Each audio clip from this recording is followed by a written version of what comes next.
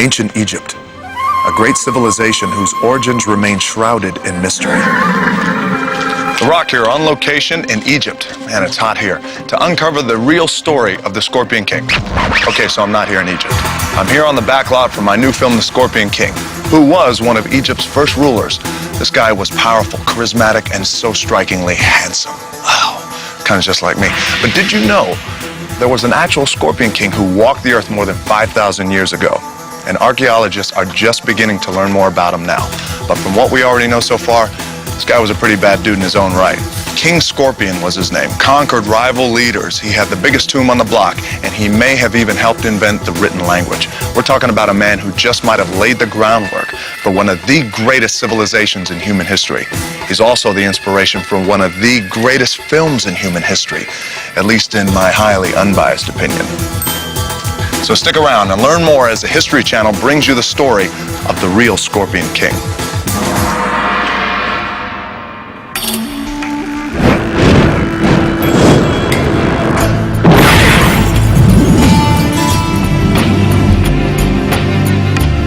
Egypt, birthplace of civilization. Land of pyramids, mummies, hieroglyphs, animal-headed gods, and mighty kings. Scholars thought they knew how it all began, but they are wrong. Today, archaeologists from around the world are trekking into Egypt's most desolate deserts, sifting the sands for clues and wrangling the world's deadliest creatures in a quest to uncover the origins of this mystifying land and the identity of its first pharaohs. What they are finding is a whole new dynasty and a mysterious unknown king. His name inspired a Hollywood film, The Scorpion King. But the facts about his life are more fascinating than the fiction. King Scorpion may be responsible for writing, religion, ritual warfare, and monumental building, invented at a time we didn't even know existed. The search for the real Scorpion King is a 5,000-year journey to the birth of Egyptian civilization. Egypt is a land so old that it was ancient even at the time of ancient Greece and the Roman Empire. By the year 0 and the birth of Jesus, Egyptian civilization was already in the past. Ancient Egypt ebbed from existence with the death of its last great pharaoh, the legendary Cleopatra. Cleopatra was only 39 when she died, but Egypt was over 3,000 years old. Much is known about the end of Egyptian civilization, but little is known about its birth. How did it all begin? To trace the origins of ancient Egypt, one must travel back to 3500 BC. It is before recorded time. Nomadic tribes roam the fertile floodplains along the Nile River. Over tens of thousands of years, their temporary encampments grow into villages and towns. The settlements form allegiances and rivalries. In the south is the sophisticated Upper Kingdom, deriving its name from its upstream position on the Nile River. Its ruler wears the tall, bulbous white crown of Upper Egypt. In the north, where the delta fans into the Mediterranean Sea, rises its loosely organized counterpart, the Lower Kingdom, controlled by the wearer of the tongued red crown. Egypt as we know it, land of pyramids, sphinxes, mummies, and pharaohs, is born when the first king unites the upper and lower kingdoms. But who is the first king of Egypt? Ironically, that question even plagued the ancient Egyptians.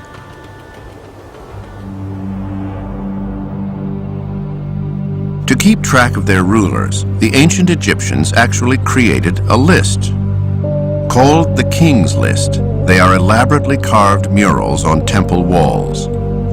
As each new king would take the throne, he would add his name to the list, writing his name within a circle called a cartouche. At the top of each name is the Egyptian symbol for kingship, Horus, a falcon they revered as a god, and who they believed to be the father of the first human king of Egypt.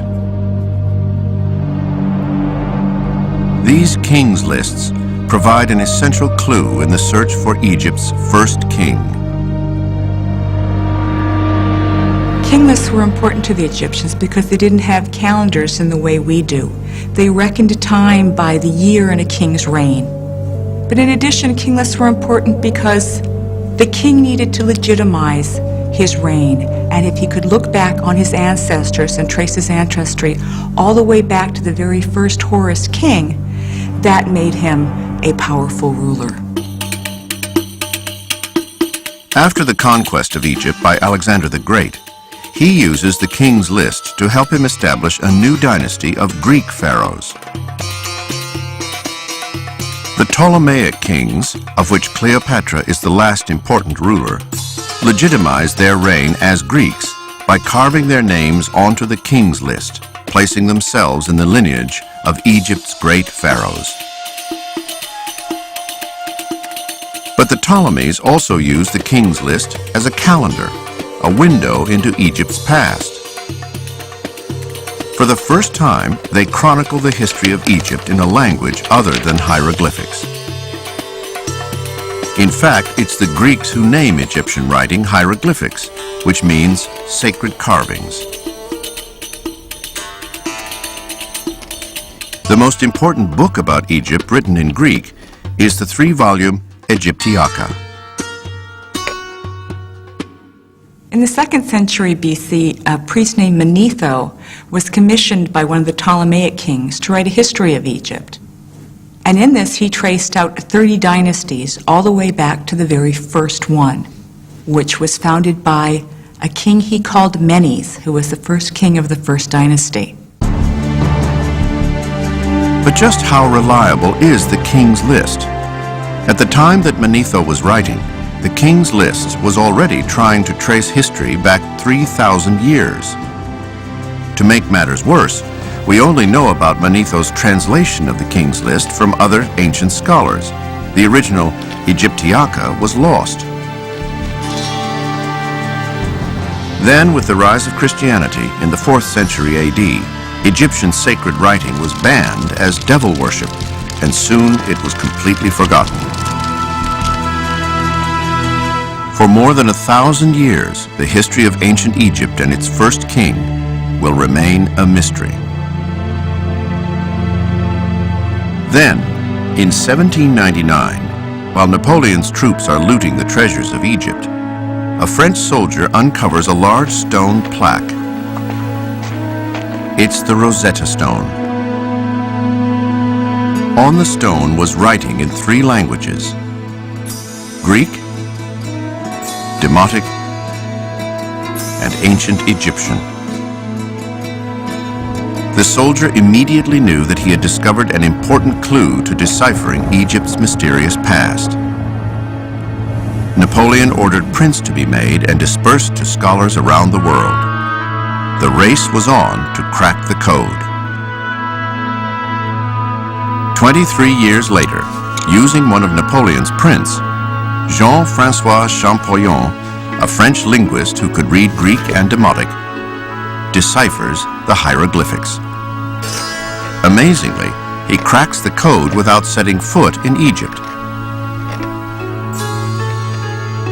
But not only does Napoleon's printing off the stone lead to the decipherment of the long-forgotten writing system, it also results in a surprising new discovery.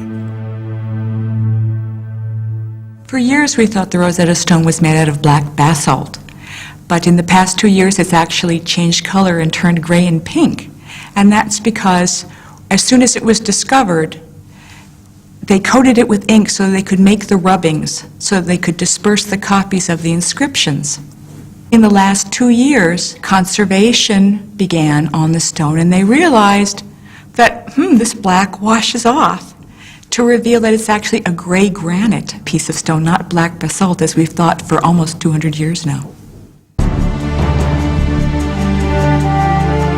Black or gray, the Rosetta Stone leads to one of the greatest discoveries of all time.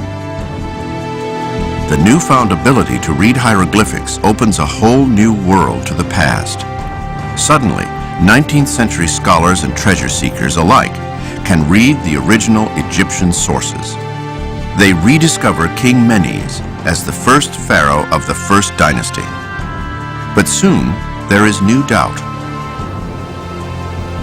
In 1898, 2 young Egyptologists unearth a ceremonial cosmetics tray that literally repaints the face of Egyptian history. It is one of the most important documents of ancient Egypt. It's called the Narmer palette, named after the central figure on the palette, King Narmer. But there's a problem. Narmer is not on the king's list. Yet the symbolism on the palette suggests that Narmer may be responsible for unifying Upper and Lower Egypt. This would make him the first king of the first dynasty.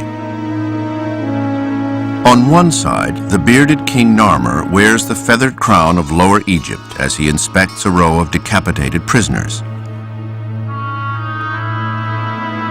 On the other side, he wears the rounded crown of Upper Egypt and wields a mace over a kneeling captive. So, is it Narmer, a king who's not even on the king's list, that conquers both Upper and Lower Egypt? This concept of a true unifier at the beginning of the first dynasty seems best suited to Narmer, at least on the basis of his palette and what we know from other material, that he at least eliminates any final opposition to a completely unified pharaonic rule throughout the country. The symbolism on the Narmer palette was enough to convince early Egyptologists that King Narmer, not Menes, is the founder of pharaonic Egypt. Narmer's palette opens a floodgate of questions. Is the king's list wrong? Had the Egyptians who carved the royal list forgotten their own origins? Are there more kings before the time of Narmer? Ironically, the object that may hold the answers was discovered at the same time as Narmer's palette, scarcely 30 feet away. On it, an unidentified man faces the image of a scorpion. Only now, 100 years after its discovery, are Egyptologists beginning to identify this mysterious figure. Who can he be?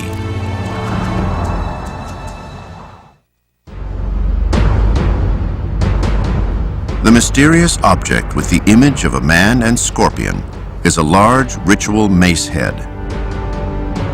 The mace, or battle club, is one of the earliest symbols of kingly power in ancient Egypt. Throughout 3,000 years of Egyptian history, kings are depicted smashing the skulls of their enemies with maces. Mace heads that were used in combat are about the size of baseballs. But ritual mace heads can be the size of basketballs and weigh over 20 pounds. The one with the man and scorpion image is the earliest ceremonial mace head ever found. Could it be the mace of another unknown king? Only now, over a century after its discovery, are Egyptologists beginning to understand its significance. The central figure on the mace head wears the white crown of Upper Egypt, and he's involved in some sort of a ritual act, probably opening up a canal. This is the earliest image of a king wearing the white crown of Egypt. Another first is the image of the king bringing water to the land. It will become symbolic of bringing wealth to the people throughout pharaonic Egypt. Hanging from the king's skirt is yet another pharaonic symbol, the bull's tail. The bull's tail was probably symbolic of the pharaoh taking on the attributes of a bull, being strong and virile and powerful. And this is the earliest evidence of the pharaoh being shown as this, in this way. And this is obviously traits that he was supposed to continue on with throughout the pharaonic period. Along the top of the mace head are lapwing birds hanging from poles. These poles represent different regions of Upper Egypt.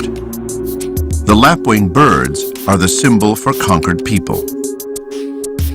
Who is this divine figure that conquers Upper Egypt? Based on the iconography, the figure's size, the activities he's engaged in, the people around him, but more than anything else, his crown, there is no doubt that this is a king of Upper Egypt. That the key to his identity are the figures in front of him, the rosette and the scorpion, which are to be read King Scorpion. Who is this King Scorpion? Why, after 5,000 years, are we hearing about him only now? At first, some Egyptologists refuse to believe he is real. They interpret the symbolism as evidence of a mythical god. After all, there is a tradition in Egyptian religion that combines characteristics of animals and humans. The gods of ancient Egypt are frequently shown as being either animals or part human and part animal. And this is perhaps because the Egyptian pantheon, all of their gods were really drawn from the natural world. So anything they saw in nature that they needed either protection against or that they used to help them with or to explain became a divinity after some time, which is why there were so many animal divinities. Depicted as half man, half jackal, the god Anubis ruled from the underworld, presiding over the art of mummification. The female hippopotamus assumes human legs to become Tawaret, the goddess of maternity and childbirth, protector of women and children. Sobek, the crocodile god, was the protector of the pharaoh.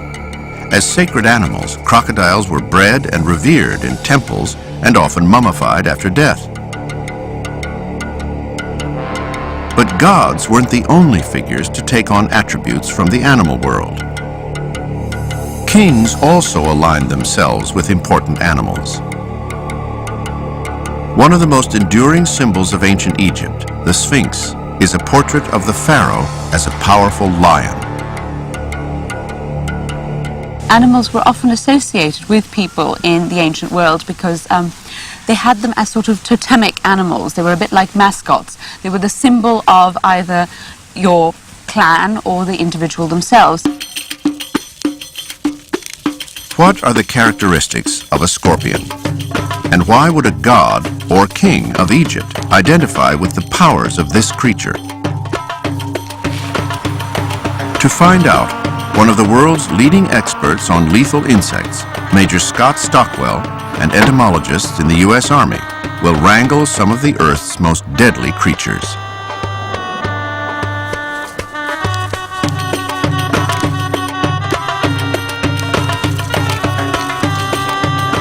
There are over 1,500 species of scorpion, with names like Southern Man-Killer, the Emperor Scorpion, and the Death Stalker. Scorpions were one of the first animals to colonize land. They date back in the fossil record to over 420 million years ago. That's 200 million years before the first dinosaur. Since that time, they've changed relatively little. Scorpions we see today look just about the same as they did 420 million years ago. These animals are the ultimate survivors. Scorpions can endure extreme fluctuations in temperature, ranging from a high of 115 degrees Fahrenheit to a low of 17. Amazingly, they can even be frozen in a block of ice and be revived. Scorpions can sustain themselves for 3 months without food or water. A chemical in their skin helps them retain moisture in the intense desert sun, but the chemical also has an unusual side effect. Under ultraviolet light, the scorpion will fluoresce.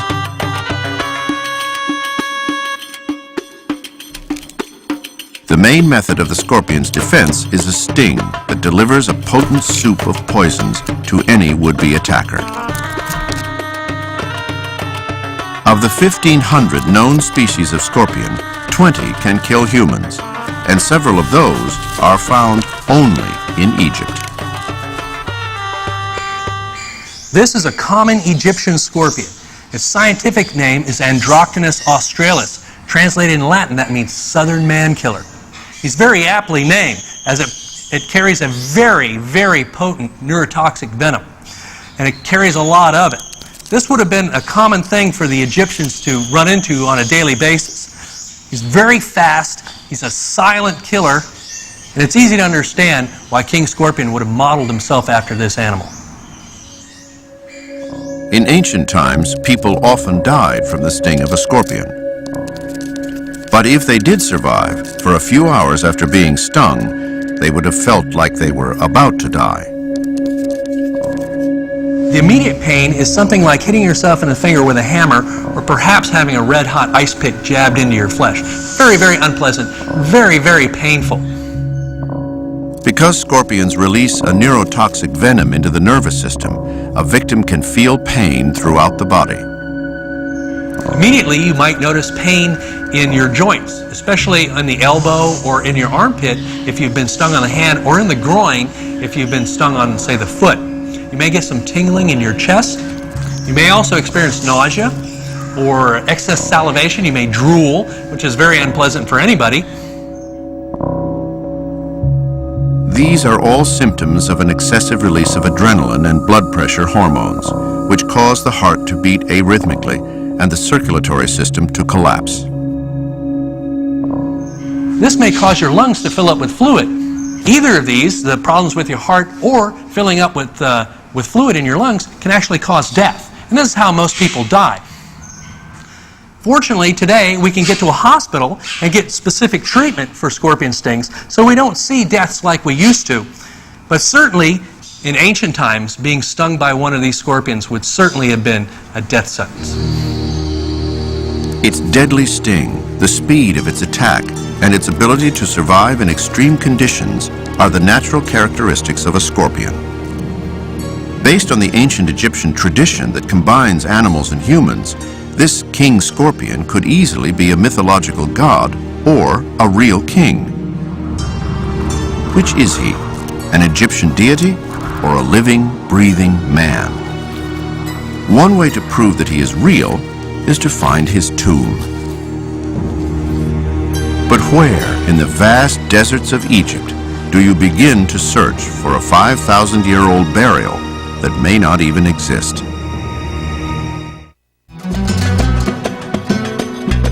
Modern Abydos.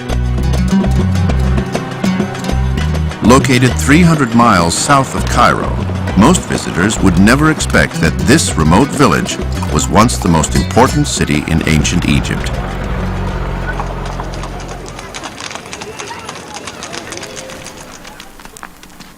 Yet on the outskirts of town, several international expeditions are working to unearth evidence of Egypt's first rulers. Among them is the team from the German Archaeological Institute, led by Günter Dreyer. Millions of sherds. These sherds are the remains of offering vessels of pilgrims who came here to worship Osiris, the god of the dead. And these sherds gave the name to Abydos, the modern name Gab, mother of pots. Bound on one side by the lazy waters of the Nile River, and on the other by imposing desert cliffs, Abydos, the Egyptian necropolis, a city of the dead, appears to be little more than a sand-swept ruin in the unforgiving Sahara. But this area was once a fertile floodplain, and today Egyptologists are uncovering a record of human occupation that dates back further than 4,000 BC.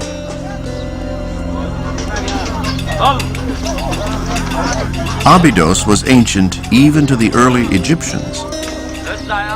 As far back as 2000 BC, distant ancestors of these workers were conducting some of the first archaeological digs in history. Just as today, the ancient Egyptians sifted the sands, searching for evidence of Egypt's founding kings and the remains of ancestral gods. Abydos was once the most holy place in all Egypt, because the Egyptians supposed that the god of the dead, Osiris, was buried here also. According to mythology, he was a former king of Egypt, and so it was quite natural to suppose he must have been buried here. And they carried out large-scale excavations to find his tomb. They thought they had found it and installed a cult place here. And every pious Egyptian tried to come here to make his offering for Osiris. And there you see the remains of all these offerings. Millions of potsherds. Over 4,000 years of broken pots. Pots as far as the eye can see.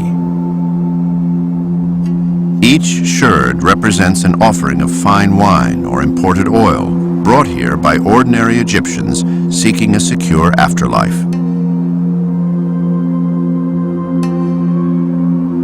The broken vessels rest upon remains of an elaborate temple city, long since reclaimed by the shifting desert sands. Yet one major monument still rises above the desolate landscape, a temple dedicated to Osiris, the god of the underworld and father of Egypt's first mythological king, Horus the Falcon.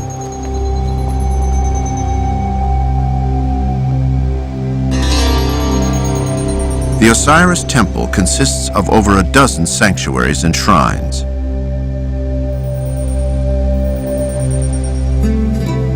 The murals, some of the finest in all of Egypt, celebrate the earthly king's connection to Egypt's mythological founders.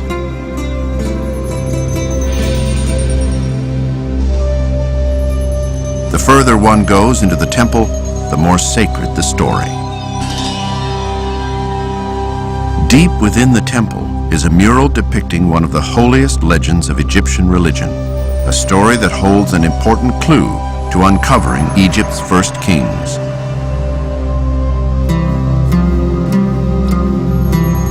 Here, in the inner sanctuary of the temple, is the myth of Osiris and Isis, and their son, Horus. Way back in the Golden Age when gods ruled Egypt, the god Osiris, who was married to his sister Isis, used to rule Egypt. Osiris was a good and just king and everyone loved him, except for his brother Set. Set became increasingly jealous of Osiris and his popularity and wanted to rule Egypt. So he contrived a plan to take Osiris's place. He had a beautiful chest ordered, which was decorated with semi-precious stones, but it was made precisely to the size of Osiris. Then Set decided to hold a great banquet and invited all and sundry to this. During the course of the banquet, towards the end, when everyone was very merry, Set said everyone should try out this box to see who fits it. Whoever fits it can have it. So it's very much like the Cinderella idea. Well, many people tried and no one fit in. So in the end, Osiris finally stepped into it, and of course he was a perfect fit. So Set and his cohorts slammed down the lid of the box and they flung Osiris's body off into the Nile. Isis, of course, was beside herself with grief, and she decided to do something about this. So she went throughout Egypt and collected the pieces of Osiris. And she was very successful in all of this, except she was missing one vital organ, which, being great at magic, she managed to make out of mud. And by using her magic, she reanimated Osiris so that he briefly lived again. Then she turned herself into a kite, a bird, and she mated with Osiris and gave birth to the god Horus, who later on became Pharaoh of Egypt. It is Horus and his father Osiris, the mythological founders of Egypt, who give Abydos its sacred significance. Amazingly, the search for treasure and mythological gods eventually leads archaeologists to the discovery of Egypt's first real kings. One of the first excavations in Abydos was in 1895. They dug close to 160 tombs in 4 days, claimed to have found the actual tomb of Osiris, displayed a skull they declared to be the head of the god, and left. Then an Englishman, Sir Flinders Petrie, arrived on the scene. Although he rejected the idea that Osiris was buried here, he did suspect that Abydos might contain the tombs of Egypt's first kings. But how to prove it? Petrie thought the wealth of potsherds might hold a clue.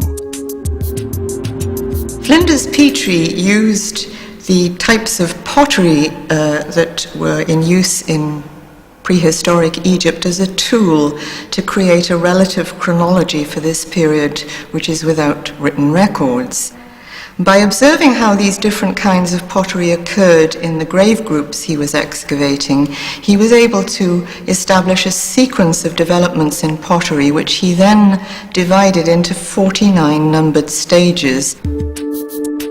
Petrie was the first Egyptologist to associate material evidence, the pottery grave goods, and the tombs themselves to the Egyptian kings list. By matching his pottery chronology to the ancient Egyptians' kings list, Petrie confirmed that these are the burial places of the kings of Dynasty I. He filled in the later stages of his timeline first, stages 31 to 49. He suspected that somewhere out there in Abydos might be the tombs of even earlier kings, the kings before the kings list. Petrie was a wise man. He realized that there would probably be future research on the even earlier stages of Egyptian prehistory, and so he left stages numbers 1 to 30 blank for future research, which would tell us about the even earlier prehistory of Egypt. Here, in an area of Abydos previously overlooked, Gunter Dreyer is literally picking up the pieces where Petrie left off.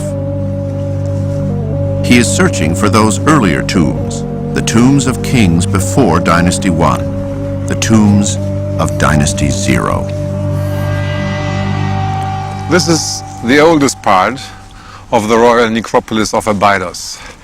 Very little was known from the earlier excavations. We observed there are many sherds lying around in this area, like this. And so we decided to reinvestigate it. As they survey the pottery-strewn landscape, they discover depressions in the ground, which often indicates the existence of underground tombs. Based on the number of tombs and their sizes, the team anticipates a significant find. But where to start digging? At the very beginning, we chose a pit here and came upon a very large tomb, which was not mentioned in the old reports. They begin to dig, and soon, just below desert level, the team strikes upon the first mud brick wall. As sand is removed, they could see that the wall was part of a large underground chamber.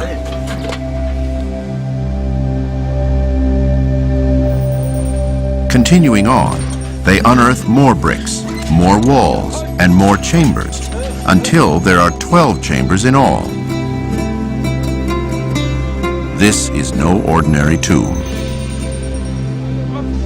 It is the largest pre-dynastic tomb ever found. In fact, it is comparable in size to some of the tombs of the first dynasty kings. So, whose tomb is it? Unfortunately, probably in ancient times, the tomb had been pillaged of its most valuable grave goods. The mummy is missing. The few remaining artifacts are brought back to the German mission's headquarters in Abydos, where Dreyer and his team examine the evidence. The large chamber contained traces of a wooden shrine and was connected to all the other chambers by means of small slits, kind of model doors. And we think that this group of 9 chambers is representing a model palace. Some of the chambers were still filled up with pottery. One kind of pottery was especially interesting because it was non-Egyptian pottery but imported pottery from Palestine, wine jars, several hundred altogether. These jars from Palestine indicate that international trade routes already existed.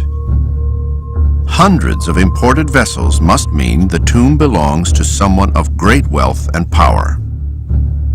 We came upon quite a lot of ivory objects, like this or that.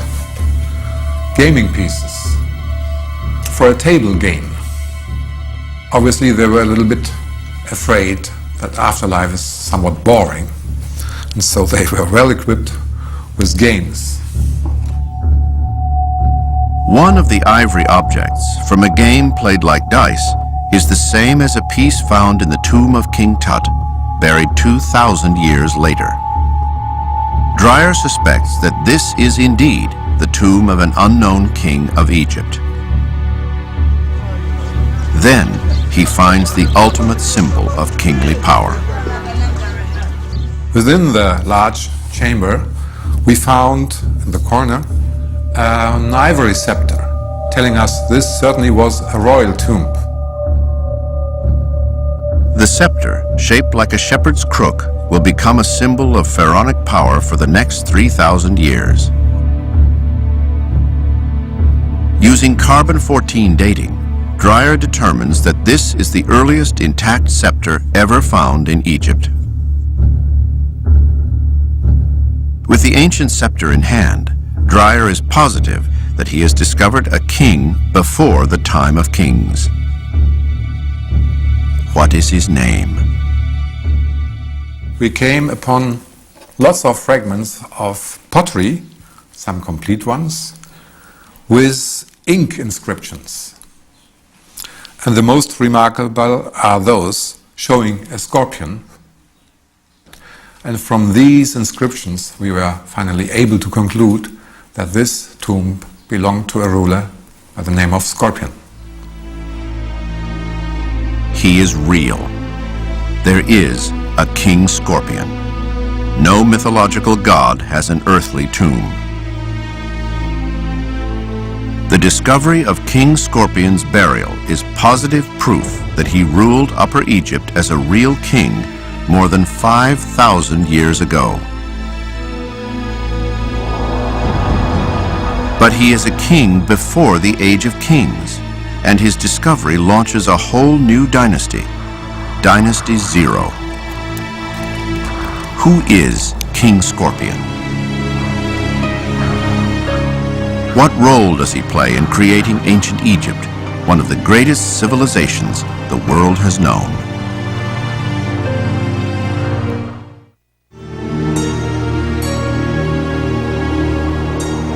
The burial practices reflected in King Scorpion's tomb plant the seed for the burial of all pharaohs for the rest of Egyptian history.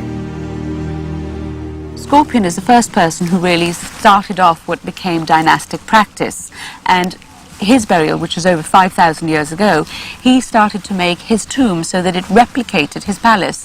So in a way he was creating a house for his soul that would be eternal.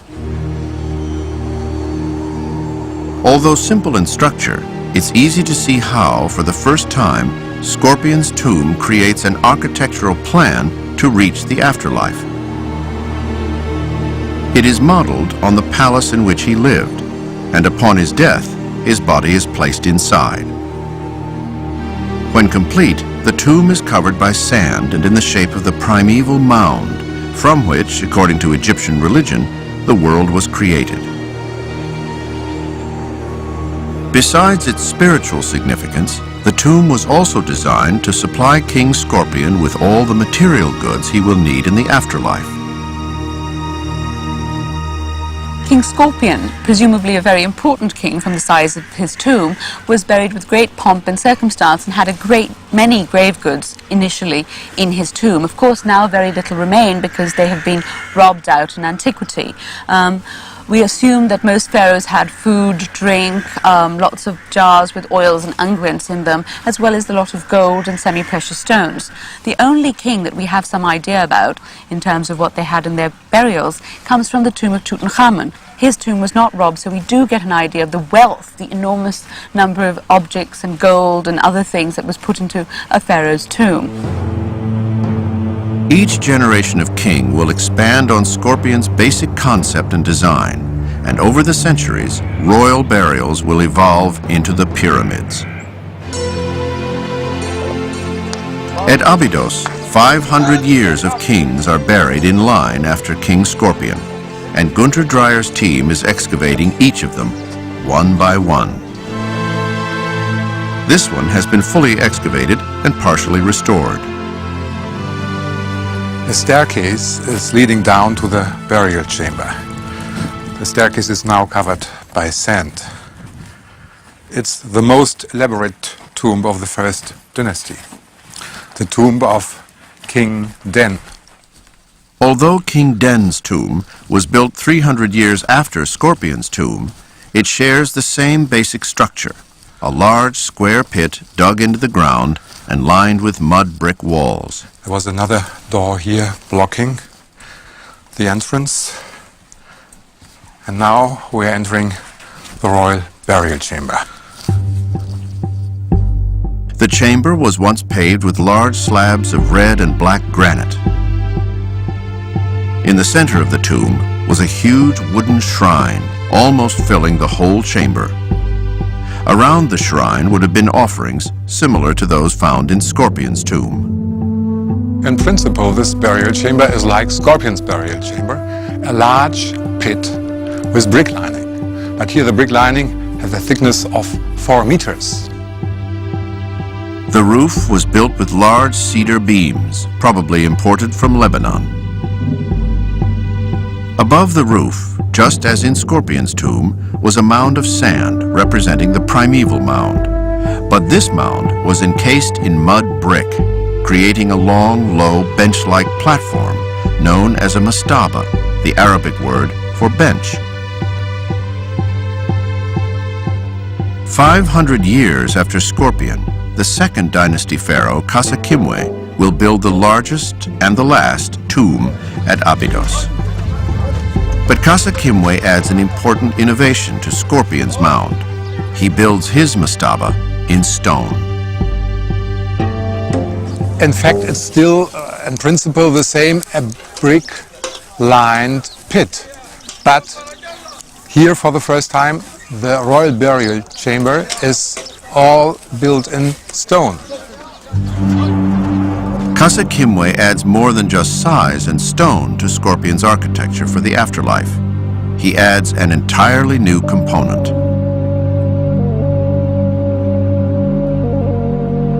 A half mile from his tomb is another monumental funerary structure built by Khasa Kimwe. When Egyptologists first discovered it, they weren't sure what it was. Some thought it was a fort.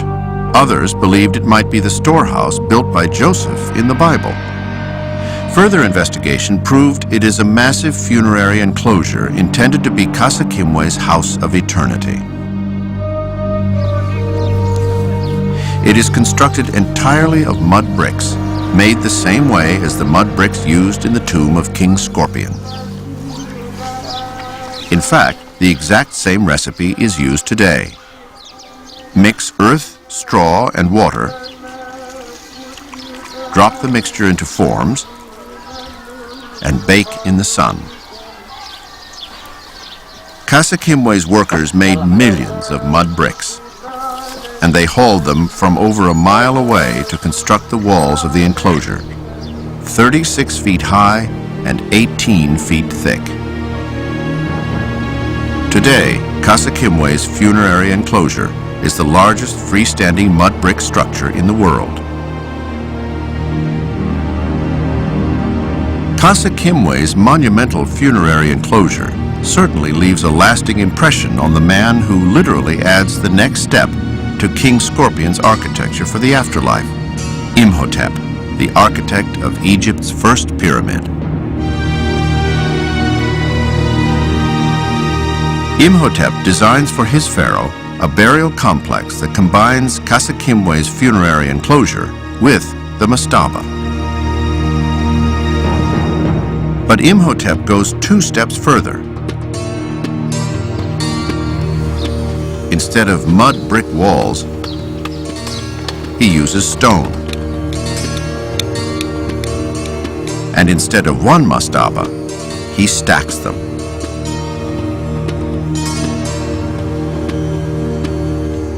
I need everyone to think about this stone and look at it. This is the first stone to be used in any building in history. That is a step pyramid. The step pyramid changes the face of Egypt forever. Aided by 5,000 years of erosion, archaeologists have discovered how the step pyramid evolves from Scorpion's simple tomb. Imhotep starts with the simple bench, or mastaba. He then finishes the mastaba in white limestone, perhaps because he originally never thought of building any higher. But then he decides to stack 1 stone mastaba atop another until it reaches 6 layers. When complete, the step pyramid is the biggest building in the world. At the heart of this colossal structure is the same belief that inspired the tomb of King Scorpion. Then all this evolution from the mastaba in Abydos until the great pyramids of Giza, it is for the king to be buried for the afterlife. Within 100 years, the step pyramid evolves into the true pyramid. For the next 1,000 years, pharaohs will build pyramids to ensure their passage to the afterlife. Pyramid construction reaches its apex at Giza, about 2500 BC. Measuring 500 feet tall and 800 feet wide, the Great Pyramid of Khufu is the largest stone structure in the world and owes its very existence to Scorpion's simple mud brick tomb.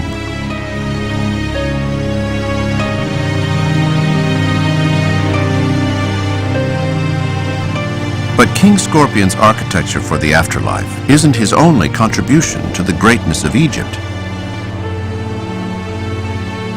A discovery on the floor of his burial chamber may prove to be even more monumental than the mighty pyramids.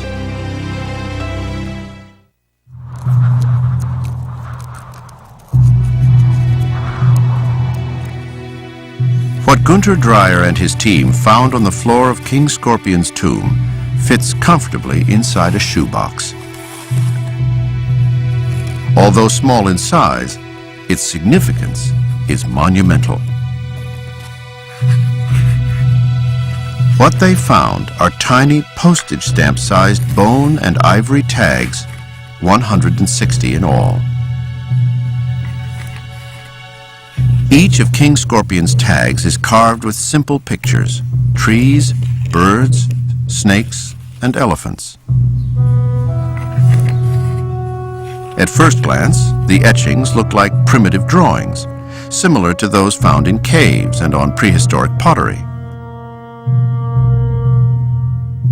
With primitive paintings, a picture is what it is. An image of a bird means bird.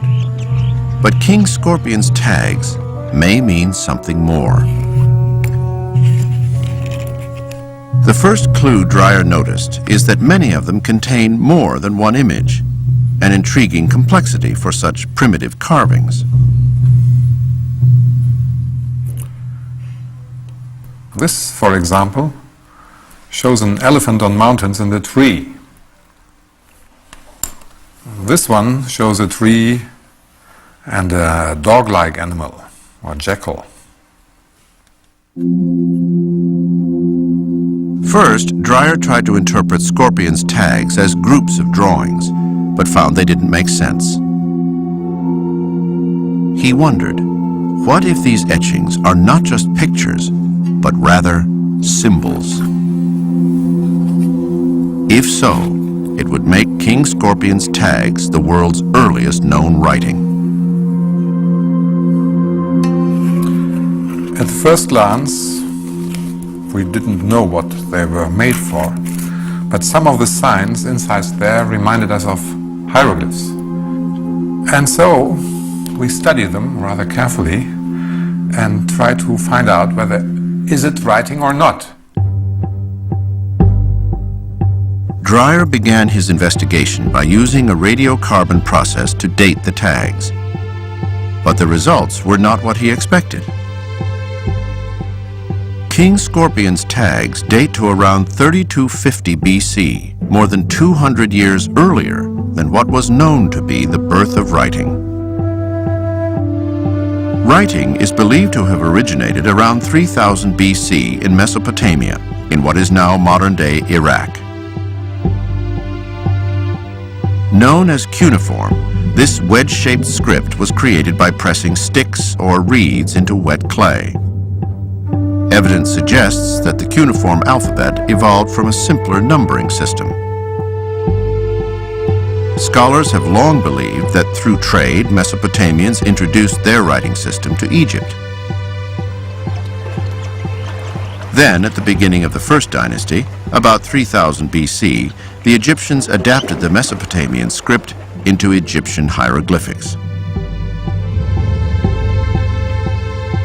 But if Dreyer's suspicions about King Scorpion's tags are correct, it totally refutes the currently accepted theory about the origins of writing. It would mean that Egyptian writing originated independently of Mesopotamia. The discovery would mean that writing, perhaps the single most important invention in the world, was created first in Egypt. But how to prove it? To be considered a true writing system, each picture must mean more than what it represents. A snake must be more than a snake. It must represent a phonetic value. In other words, a snake must be a letter in the alphabet. Using Egyptian hieroglyphs as a guide, Dreyer tries to read Scorpion's tags phonetically. Well, this tag shows the elephant on mountains.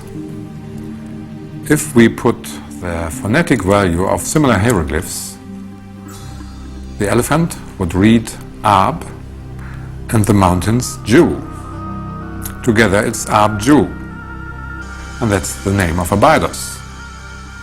So with this tag it works to read it as early hieroglyphic writing. Just as Dreyer had hoped, the elephant and mountains function as letters of the alphabet. Together they form syllables to spell out the name of the ancient town of Abydos. But will the strategy work with other tags? Well, we continued and have here a label showing a snake above mountains. Well, from hieroglyphic writing that this phonetic value of the snake is J. Mountains, as mentioned just before, has a reading Jew. Beside, there's a sign reminding of the sign for night. Horizon with the lightning. Phonetic value would be Gerech. So we have here Jew Gerech, mountains of darkness. Dreyer noticed that the sign for mountains, Jew, appears on several other tags. Well, we have other labels showing the same group of a snake above mountains, but beside there is not the sign for darkness, but a bird. And the phonetic value of this bird is Yah, and this means sunshine. And they would read mountains of sunlight. Mountains of darkness and mountains of sunlight. That's what they say phonetically. But what does it mean? He didn't have to look beyond the landscape of his excavation site to find out. In Upper Egypt, that's quite clear. The sun rises in the east, above mountains. The sun sets in the west, above mountains or behind mountains. The tags refer to the eastern and western mountains, two distinct regions of Upper Egypt. Dreyer is confident that he is reading the world's first writing. And these labels can be understood only as phonetic writing. As symbols, these signs would make no sense at all. By reading King Scorpion's tags, Gunter Dreyer is literally rewriting history. The tags from Scorpion's tomb prove that Egyptian hieroglyphics was a more complete writing system earlier than Mesopotamian cuneiform. But there is another intriguing aspect about the birth of writing in Egypt. The lack of evidence of a more primitive writing system prior to the time of King Scorpion suggests that the writing system did not evolve. Since writing suddenly just appears at the time of King Scorpion, perhaps it was an invention that was ordered into being. The king at the time realized that he needed a writing system that could cover taxation and whatnot, and he ordered his courtiers to create one, and they did. And that's what they show. It's not a slow development. It was almost literally invented overnight. It may be premature to say that it was King Scorpion who ordered the invention of writing. But clearly, the tags in his tomb are proof that King Scorpion understood the need for writing and had the power to use it. Writing is a very important invention because it transports information. Writing is a means to keep information of events. This is a later development, but it is the step from prehistory to history. Did King Scorpion have history in mind, if it was indeed he who ordered the invention of writing? We may never know. But the reading of the tags and their archaeological context do provide a clue to how the tags were used. Dreyer found the tags on the floor of the tomb, and because many of the tags have small holes, he believes they were attached to wooden boxes, bolts of linen, and jars of oil that were delivered as payment to King Scorpion from cities he ruled. Essentially, the tags are receipts for paid taxes. What is the main thing of ruling? It's collecting taxes. One has to control who has paid, who has sent what. With a small unit, it's rather easy. But when this unit becomes larger, it becomes complicated. They had to develop a system to get information stored. And this is writing. In the hands of King Scorpion, writing becomes a tool to amass wealth and power. But with that wealth and power comes rivalries. Now, King Scorpion must use military might to protect his kingdom and lay the foundation for the unification of all Egypt.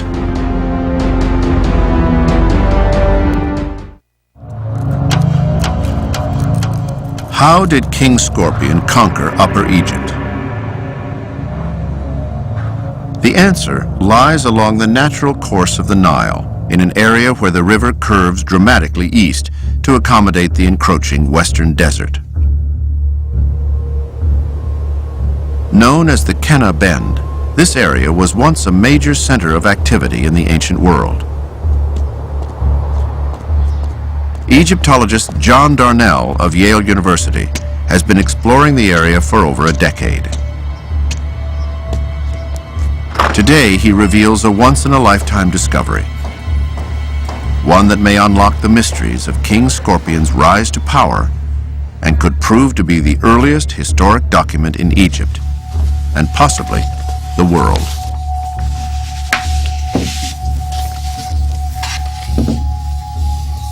On one of the major ancient routes connecting the Kenna Band with the Western Desert, at a very strategic location, a desert pass in the middle of the Kenna Band, roughly between Abydos in the north and Hierakonpolis in the south, we made a rather remarkable discovery at a site we call Jebel Chauti of an elaborate proto-dynastic tableau that we call the Scorpion Tableau.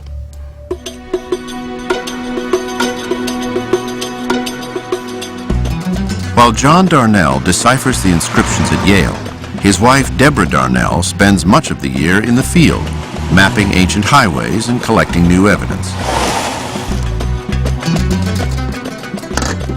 Darnell practices what she calls guerrilla archaeology, protecting the site from vandals and thieves, as well as from sand, wind, and erosion, the natural enemies of their fragile discovery.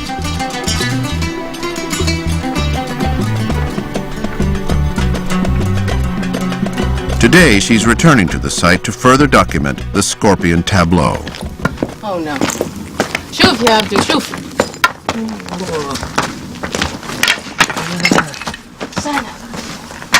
ايه ده احمد Someone has scratched a name over the face of the inscription.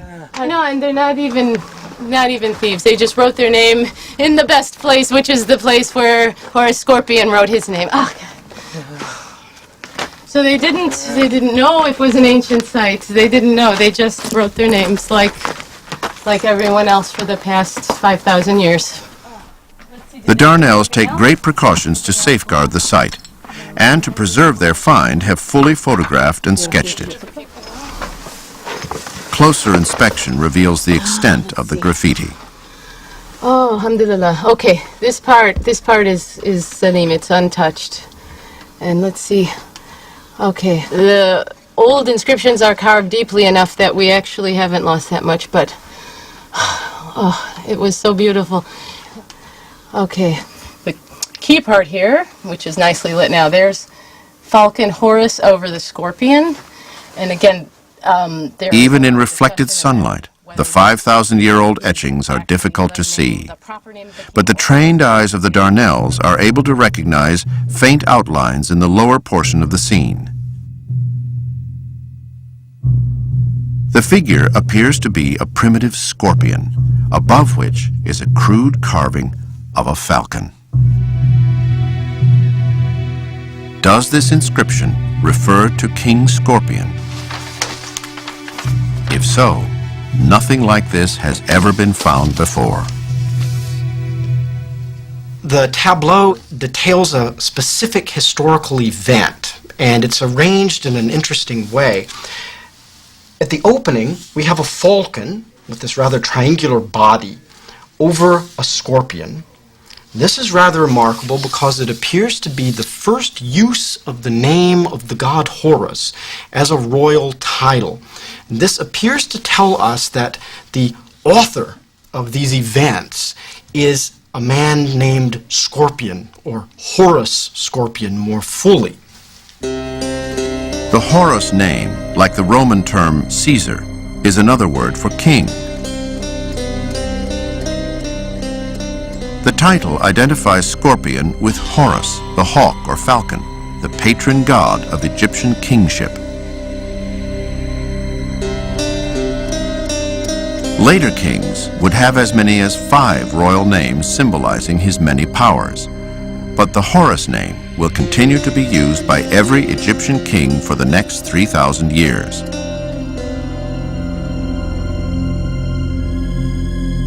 Remarkably, King Scorpion is the first king in Egyptian history to use the Horus title. Working through the inscription, Darnell searches for more clues about King Scorpion. He is involved in a procession. We know this because there's a processional emblem here showing that this is a religious procession. There's a man in what appears to be a rather enveloping garment who is probably some sort of officiant with a long pole. This same religious figure, a kind of priest, can be found on many important artifacts from early Egyptian history, including the Narmer palette. Following the priest is another familiar scene.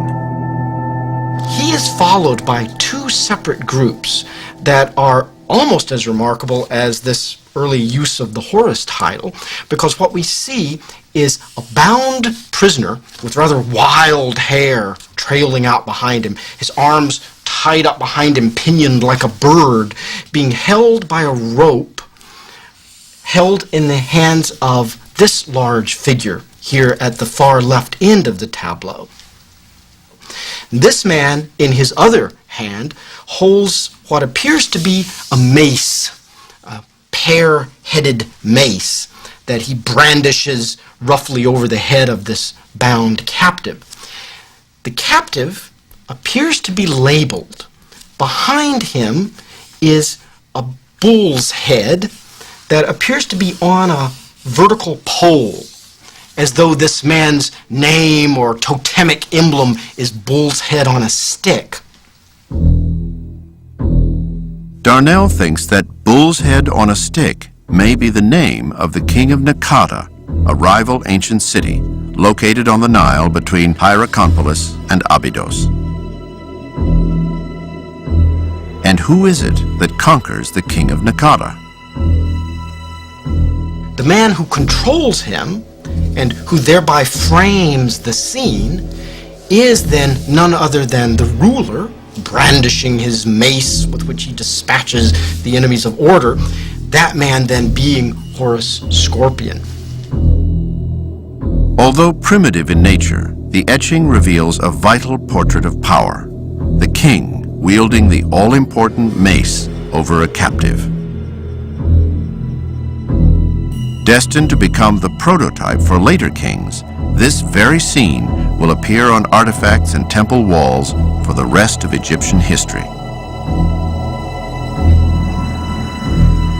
But the image on the scorpion tableau is the earliest smiting scene that can be tied to a specific historical event. The meaning is clear. The entire event receives a proto-hieroglyphic label, saddle-bill stork with rearing serpent beneath its beak, a label meaning victory. The scorpion tableau, although primitive, may be the inspiration for Narmer's palette, carved 200 years later. Their central themes are identical. The conquering king bashes the head of his rival and celebrates with a victory procession. Most Egyptologists believe that the scene on Narmer's palette represents an actual historical event. Perhaps the same is true for the scorpion tableau? So we have here an actual historical event symbolizing the victory of Horus Scorpion over the forces of Nakada. And this victory itself and the subsequent procession leading back to Abydos appears to have occurred right here at Jebel Chauti. If Darnell is right, the scorpion tableau may be the world's first known historical document of any significance. But how can we be sure these events actually took place? The geography of Jebel Chauti provides some clues, and the place where King Scorpion may have been born provides others.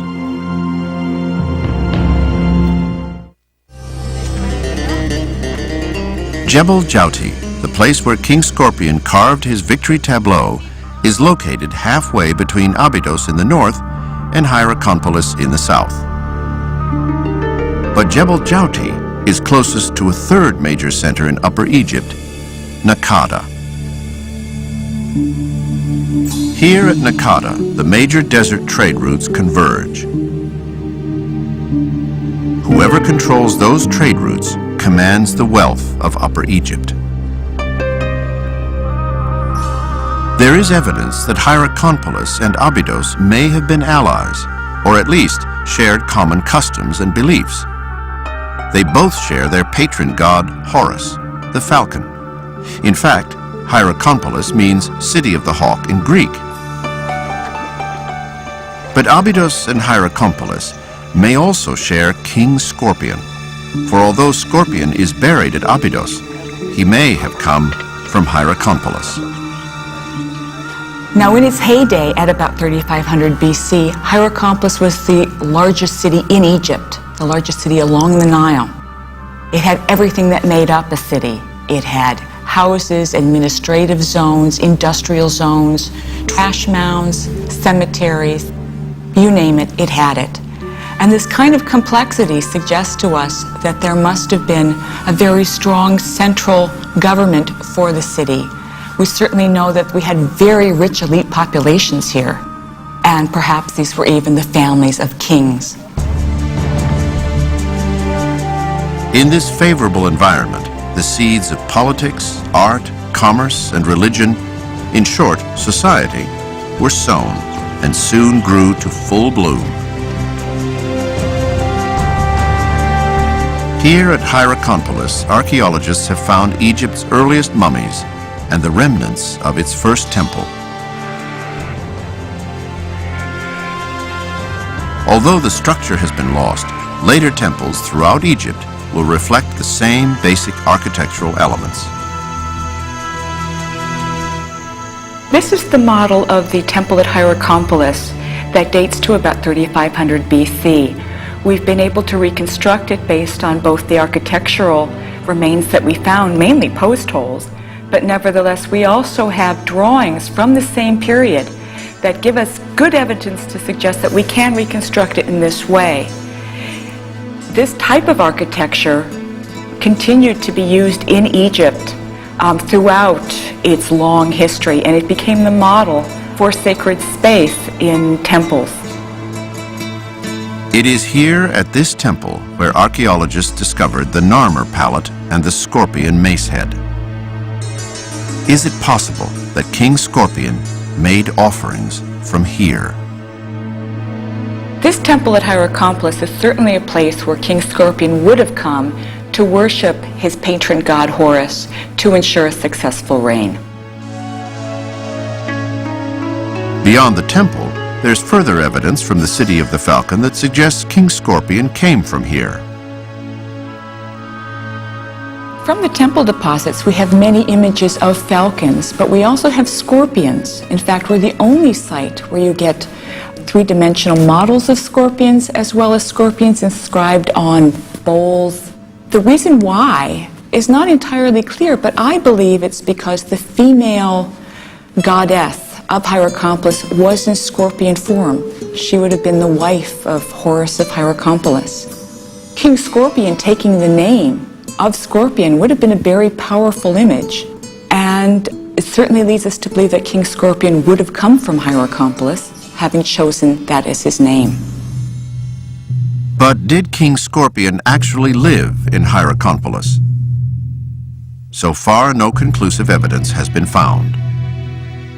What has been found are the remains of a palace of the living king. Until now, archaeologists relied on tombs, or palaces for the afterlife, to get a sense of where kings lived. But now, based on tombs, art, and the small bits of remains, archaeologists are able to construct a model of the only palace of the living from this time period in Egypt ever to be discovered.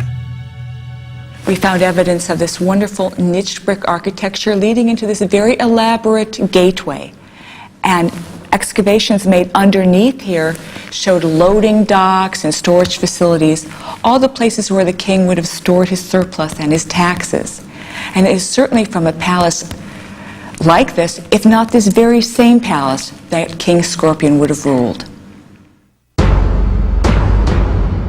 Most likely, this living palace of King Scorpion's in Hierakonpolis is the model on which he bases his afterlife palace in Abydos.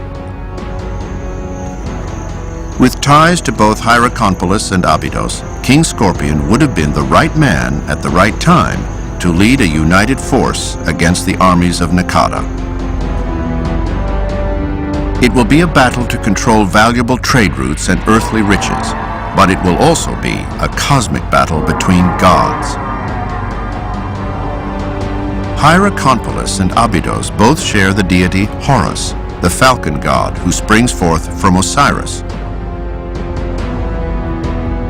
The patron god of Nakada is Set, the god of chaos, enemy of Osiris. Hierakonpolis and Abydos have powerful central leaders, evidenced by scenes of their kings presiding over orderly processions. But the people of Nakada in ancient rock art are depicted as wild, feather-wearing hunters and warriors.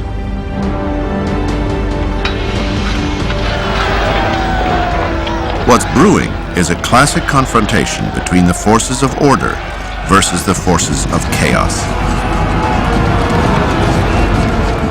One thing is certain, whoever wins the battle will control the wealth and power of Upper Egypt. It is 3250 BC, and it is King Scorpion who steps forward with a strategy to defeat Nakada.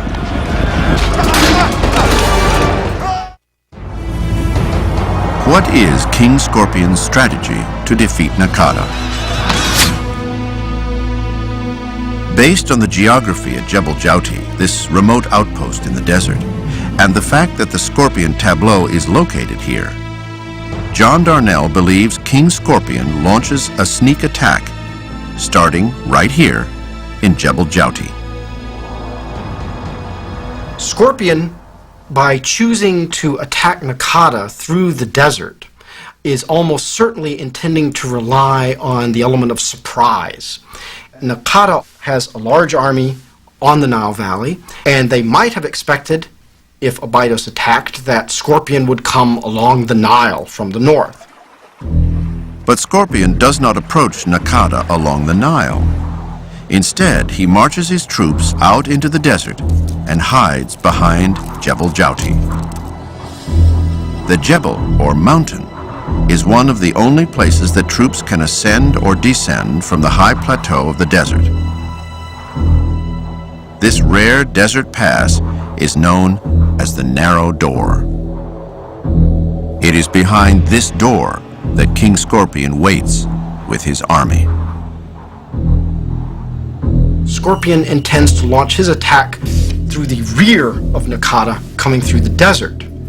He also probably knows that Nakada is manning a major desert outpost due west of Nakada itself.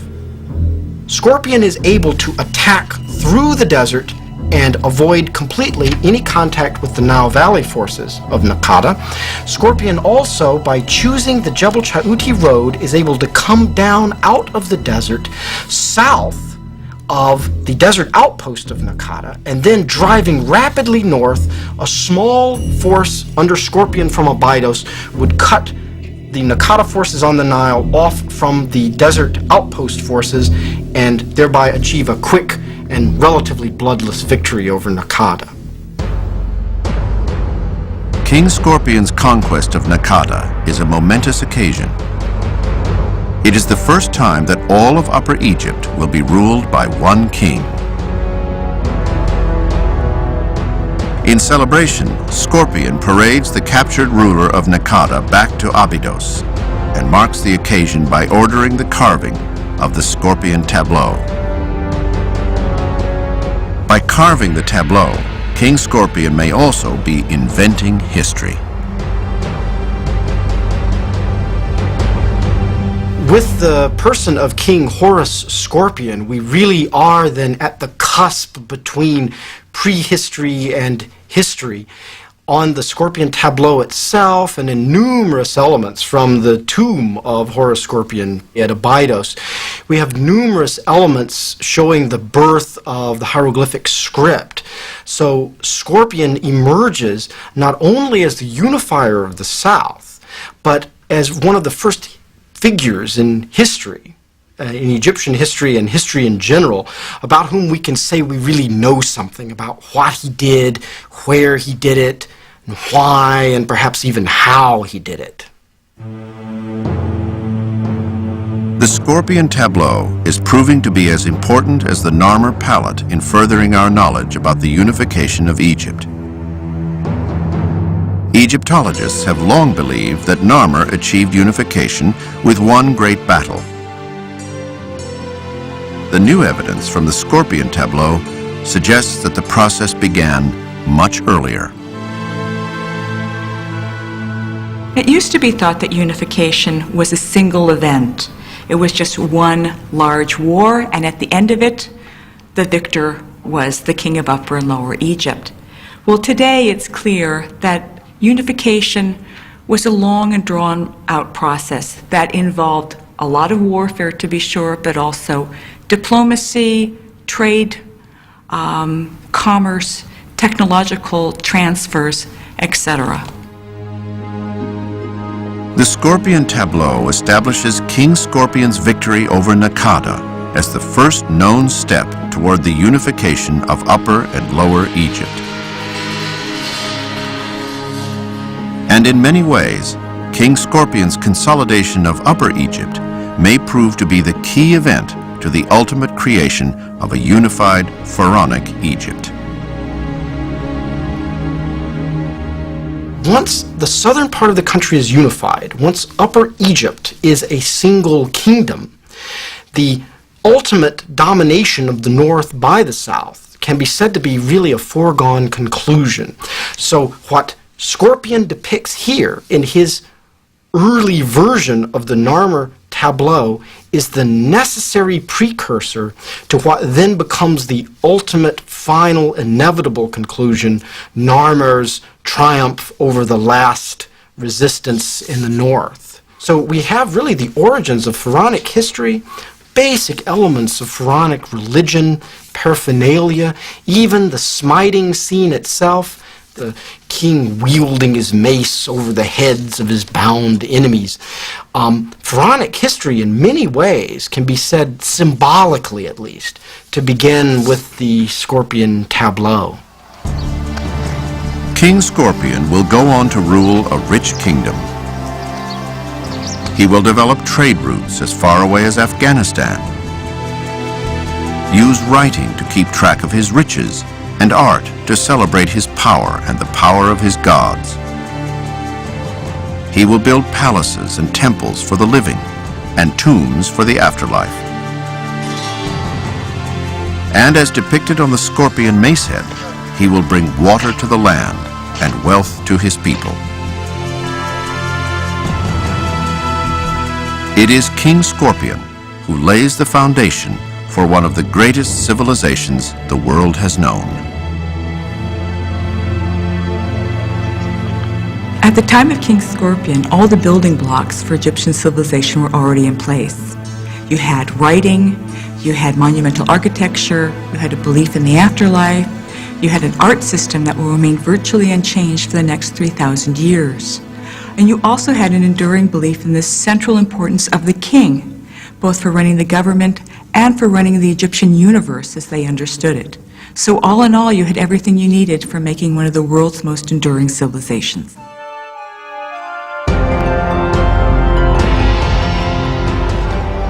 As Egyptologists carry on their quest to discover the origins of ancient Egypt, and as more evidence comes to light, scholars will continue to rewrite the history books. Perhaps, in the end, the person who will be recognized as one of the founding fathers of ancient Egypt will be King Scorpion.